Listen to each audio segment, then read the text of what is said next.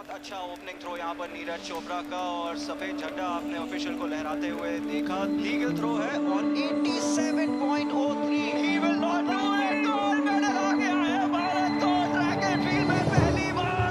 नीरज चोपड़ा का नाम याद कर लीजिए, इतिहास बन चुका है टोक्यो 2020 में। नमस्कार जी, मैं Neeraj Chopra, javelin thrower, Tokyo Olympic में गोल्ड जीता था। उससे पहले कॉमनवेल्थ गेम्स में गोल्ड था, एशियन गेम्स में गोल्ड था, और उसी साल मैंने अर्जुन अवार्ड जीता था। पर उस सबसे पहले खंडरा गांव का रहने वाला, अपनी फैमिली का प्यारा और कुछ इम्पॉसिबल करने का सपना देखने वाला नीरज चोपड़ा।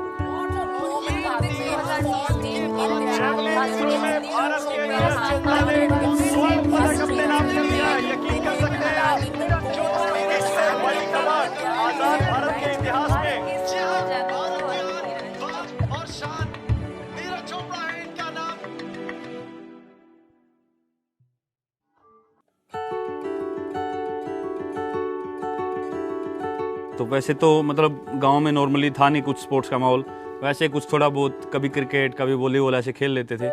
पर फर्स्ट टाइम ऐसे 2010 के एंड में ऐसे हुआ था कि मैं स्टेडियम में जाऊं, और जो अंकल थे काफ़ी सपोर्ट रहा उनका, सबसे छोटे चाचा है जो, और बाकी फैमिली का भी काफ़ी उस टाइम पे सपोर्ट था कि पूरे गाँव से अलग मैं पहला लड़का था जो वहाँ पर जाना शुरू किया, और बिल्कुल एक अलग फील्ड मैंने चुना।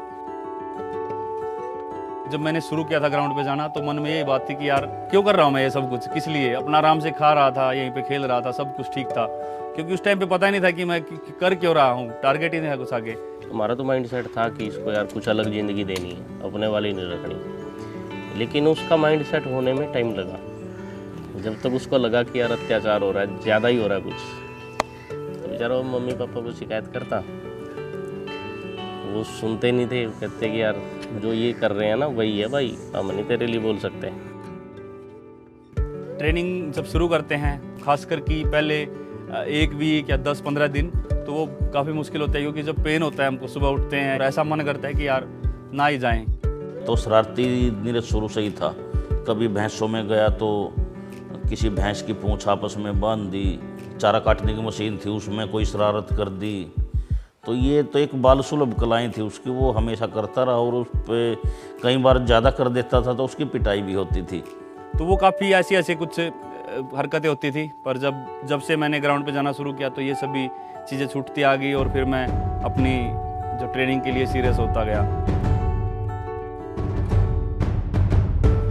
पहले तो ग्राउंड पे गया था तो सिर्फ मैं वही फिटनेस मेंटेन करने और पतला होने के लिए गया था। उस टाइम पे वहाँ पे जेवलिन थ्रो करते थे तो मैं हमेशा देखता था, बाकी स्पोर्ट्स भी थे, लेकिन जेवलिन एक ऐसा स्पोर्ट्स था कि जो मुझे डेली मैं देखता था और मेरे दिल को छूता था कि यार ये मुझे भी करके देखना है कभी। जैसे चलते चलते मैंने इसको ध्यान से, मैंने 1-2 राउंड में देखता रहा इसको, मैं भी वार्म अप करता रहा। फिर मैंने इसको पूछा कि तू मेरे को एक बार थ्रो करके दिखा दे। जब मैंने थ्रो करके दिखाया सभी को तो 40 मीटर के आसपास 15-20 दिन में वो कवर किया था। तो यानी इतनी दूर नहीं फेंक रहा था, लेकिन जो इसकी आर्म बहुत फ्लेक्सिबल थी, तो जेवलिन के लिए मस्ट नीड चीज़ है, तो उसको देख के मुझे लगा कि हाँ ये जेवलिन कर सकता है, और इसकी बिल्ड भी ठीक थी, उस टाइम तक अच्छा फिट हो चुका था ये। उन्होंने भरोसा दिलाया हमारे को कि इसको हमारे पास छोड़ दो, या हम इसको बेटर कर लेंगे। फिर उसने ऐसा करा जी, कभी ब्याह शादी में, कभी त्योहार में, किसी के फंक्शन में, तो गांव में किसी का कुछ नहीं कराया उसने, सब कुछ छोड़ कर अपने बस गेम के पीछे लग रहा।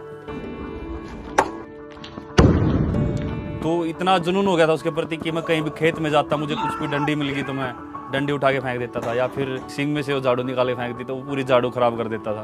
पहले साल तो इतना अच्छा परफॉर्म नहीं किया, ठीक ठीक, पर मैंने इसको कोशिश की। पहले साल ये जितने भी कंपटीशन खेल, जहाँ भी फेंकने का जब मौका मिले तो मैंने इसको भेज दिया कि तू चला जा। ये बोला कि अभी इतनी तैयारी नहीं है भाई साहब। मैं कोई बात नहीं, तेरे को बस फेंकना है, कंपटीशन का फोबिया है जो वो ख़त्म करना, मैं जहाँ पे भी मौका मिलेगा वहाँ पे फेंकेंगे। 2012 में मेरा पहला नेशनल था, और वहाँ पे मैंने 68.46 मीटर लगा के नेशनल रिकॉर्ड किया था अंडर 16 का। 2013 में मैं यूथ वर्ल्ड के लिए गया था, 66.75 मीटर किया था। 2014 में मैं जूनियर नेशनल खेला था विजयवाड़ा में, वहाँ पे अंडर 18 मैंने नेशनल रिकॉर्ड किया था 76.50 मीटर का। 2015 में ही मैंने इंटर स्टेट जो नेशनल चैंपियनशिप है उसमें गोल्ड जीता चेन्नई में 77.33 मीटर में।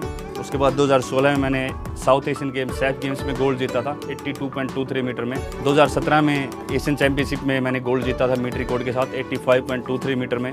2018 में जो कॉमनवेल्थ गेम्स में गोल्ड था 86.47 मीटर लगा था। उसके बाद एशियन गेम्स में मैंने गोल्ड जीता 88.06 मीटर में, और उसके बाद मुझे इंजरी हो गई थी। इंजरी जैसे खिलाड़ी है उसकी मतलब जीवन में एक ऐसा मोड़ आता है कि उसके बाद उसको पता नहीं होता कि मेरा दोबारा जीवन इम्प्रूव होगा, दोबारा गेम में लौट के आऊँगा, या यही मेरा करियर ख़त्म हो जाएगा। कुछ नहीं खेल पा रहा था और काफ़ी एक नेगेटिव कई बार थॉट आ जाते हैं मन में। तो वहाँ फैमिली का रोल होता है कि उस समय उनका मोरल डाउन ना होने दे। तब हम लोग नीरज से जब भी बात होती थी अक्सर कहते थे कोई बात नहीं यार, ठीक हो जाएगा, ये तो अक्सर लगती रहती है। देखो जी, हमारा तो यही है, जो बच्चे ने जितना लगाव करके रखोगे तो बच्चे का भी लगाव उसमें रहेगा, तो माँ का भी उसमें रहेगा। हम तो ये कम है, देख घर बैठा कुछ नहीं है जी, बाहर छोड़ कर सब कुछ है, या तो देख माँ तो छोड़नी पड़ेगी। मैंने मन में ये चीज़ बैठा ली थी कि ये एथलीट की लाइफ है और एथलीट की लाइफ में ये चीज़ जुड़ी हुई है।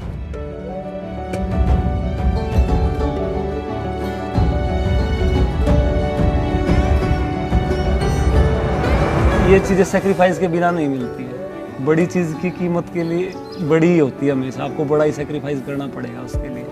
और नीरज में वो ताकत है सेक्रीफाइस करने की, तो उसने समझा उस चीज़ को, तो आज हमारे लिए देखिए गोल्ड मेडल जीत के आया है। आगे खेला नीरज है, लेकिन पूरे परिवार ने पीछे एक टीम वर्क की तरह काम किया। दिन रात एक ही टारगेट बना लिया, अभी जो कुछ भी है सब कुछ एक बच्चे पे झोंक दो, और परमात्मा ने हमारी सुनी। अभी जो है वो हमारे सफ़र की ना शुरुआत है। हम तो यही चाहते हैं कि कम से कम भी 2 ओलंपिक तक और ये ऐसे ही रिपीट करके अपने को बेटर करें। जब ये टाइटल रिपीट होंगे ना, तब अपने कंट्री, अपने देश के लोगों को एहसास होगा कि यहाँ अपने ही देश में इतना टैलेंट है कि यहाँ इम्पॉसिबल कुछ भी नहीं है। जो हमने कच्ची पक्की गलियां, मिट्टी, कंकर, पत्थर सब हटाए थे, सबको चुन चुन के रास्ता बनाया था, अब जो आने वाली हमारी पीढ़ी है उसको रास्ता बना बनाया मिला, उसको सिर्फ उस ट्रैक पे दौड़ना है। जब जब नीरज ने एक उपलब्धि हासिल की, तब तब हमारे गांव में बच्चों की ग्राउंड पे स्ट्रेंथ बढ़ती गई। आज टोक्यो ओलंपिक के बाद तो ऐसा लगता है कि हर घर से कोई ना कोई बच्चा ना ग्राउंड पे मिलता है। आज 1 मेडल आया है, या ओलंपिक में 7 मेडल आए हैं, इसकी जगह आगे 10 आएंगे, फिर उसके आगे 20 आएंगे। फ्यूचर जनरेशन के लिए मेरा एक ही मैसेज है कि आपको किसी भी चीज़ में इंटरेस्ट है, उसमें चाहे स्पोर्ट्स है, स्टडी है, ई स्पोर्ट्स हैं, या फिर डांसिंग है, सिंगिंग है, आप किसी भी फील्ड में जाओ, अपना मन से खुश हो के उसमें मेहनत करो और आपको ज़रूर उसमें सक्सेस मिलेगी।